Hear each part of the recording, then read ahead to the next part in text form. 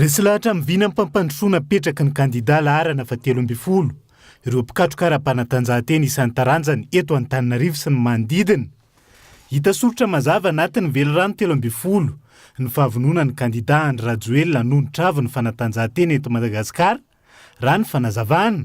Antso avy no ataon'izy ireo ho an'ny mpikatroka ara-panatanjahantena tsy ankanavaka handatsabato ny kandida laharana fa 13 ny alarobia ho avy zao. Noho ny fahatsapahanay fa izy no heverinay sy antenainay mba amerina indray ny ason'ny kolontsaina sy ny zavakanto ary ny fanatanjahantena tsy ankanavaka. Tsapanay ihany koa fa efa nanao sy navita izy ary renonay fa mbola hanome tsara indrindra avy any aminy. Noho izany manao antso avy amin'ireo sehatra voalaza rehetra eo izahay mba ho tonga maro ny 12 Desambra 2024 mba handatsabato an'Andriamatoa Andry Nirina Rajoelina laharana fa 13.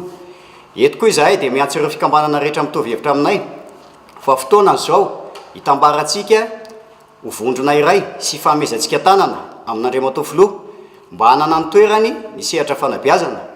Lalao ara-panatanjahantena taranja baolina kitra goavana ihany koa no nentin'ireo fikambanana sy antoko politika Manohana ny kandida Andry Rajoelina tao amin'ny kianja amin'ny Pampamady tany Menabe commune ambohimanambola nahitana ny antoko malagasy miara-miaingy ny TGV Mapara sy ny maro hafa. Manainga mavesatra ireo pony ny fidy laharana fa 13 izy ireo ny fa 17 ny volana ho avy zao. Antso atao vokana ambohimanambola dia tsotra fotsiny. Aza manaiky zany lehibe efa mandresina ianareo fa tsisy olona mandresy zany raha tsy mifidy. Ka ho anay MMM dia mazava be ny resaka lehibe efa lany izy aminay MMM. Efa lany izy amin'izareo Mapara.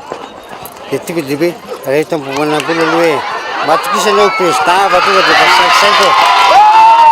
5 manome tokony fidy ny kandida laharana fa 13 ireo fikambanana ara-panatanjahantena samihafa ao amin'ny commune Ambohimanambola.